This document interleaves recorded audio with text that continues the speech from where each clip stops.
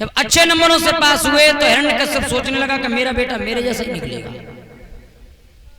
और मेरे जैसा ही नाम करेगा। लेकिन दूसरी साल भाई प्रहलाद फिर पढ़वे को बिठाए गए। प्रहलाद हर रोज पढ़ने जाने लगे। तो एक दिन की बात कि प्रहलाद कुछ लेट हो गए पढ़ने के लिए, तो जो दूर का रास्ता था उसे छोड़ दिया और नगर के बीच से जो कुम्हारों की गली थी उसमें से निकले प्रहलाद।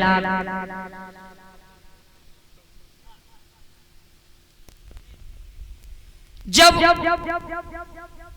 कुम्हारों की गली से होकर के निकले तो एक कुम्हारी अपने घर के अंदर बैठी रो रही थी और भगवान का नाम ले रही थी। और जो ही प्रहलाद ने सुना कि कोई बुढ़िया रो रही है और परमात्मा का नाम भी ले रही है, तो प्रहलाद के कदम रुक गए। और प्रहलाद ने गौर से सुना कि कोई बुढ़िया राम का नाम ले रही है। अंदर पहुंच गए। क्यों कुंभोरानी, क्यों रो रही हो, क्या बात है?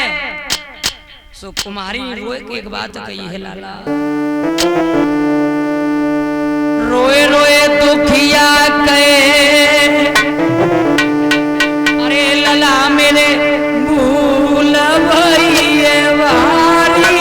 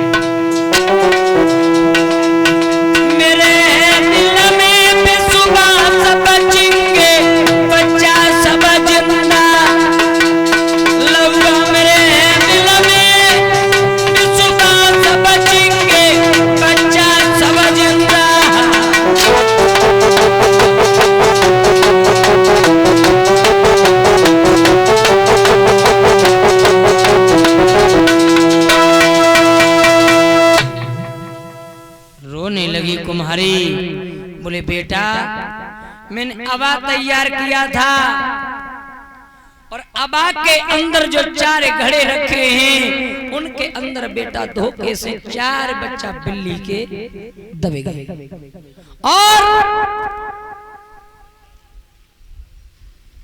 अगर कन्हैया की कृपा होगी तो ही बिल्ली के बच्चा जिंदा बचेंगे, अन्यथा बिल्ली के बच्चा जिंदा नहीं बचेंगे। प्रहलाद कहने लगा क्यों कुंभोरानी? तो इसका मतलब ये है कि तू परमात्मा का नाम लेगी तो परमात्मा तेरे बिल्ली के बच्चों को बचाएगा। बोले लाला मेरे परमात्मा में इतनी शक्ति है कि वो पर्वत को राही कर सकता है और राही को पर्वत कर सकता है। प्रहलाद कहने लगा तो जा, हम तुझे 1 रात का मौका दे रहे हैं। अगर तेरे बिल्ली के बच्चे बच गए तो तुझे बधाई दे जाऊंगा, और तेरे बिल्ली के बच्चा अगर जिंदा ना बचे तो तेरे परिवार से तेरा शीश काट के घर को ले जाऊंगा। आज भक्तों, मैया सारी रात बैठ के अबा के पास में रोती रही, बिलखती रही, और प्रहलाद चला गया। सुबह हुआ तो भाई प्रहलाद नंगी तलवार हाथ में लेकर के फिर आ गया और कहा कि क्यों कुंभ रानी अबा खोल लिया तुमने? कुम्हारी मैया कहने लगी, प्रहलाद बेटा, मैंने तेरे इंतजार में अभी तक अबा नहीं खोला। मैं अबा को तब खोलूंगी जब तू सामने, तेरे सामने तुझे विश्वास हो जाए, इसलिए मैंने अबा नहीं खोला। आज भक्तों, प्रहलाद को सामने खड़ा कर लिया। प्रहलाद हाथ में नंगी तलवार लिए खड़े हैं, और आज मैया अबा को खोलती जा रही है, रोती जा रही है, प्रभु से प्रार्थना करती जा रही है, सामरिया कैसू करके लाज बचा ले।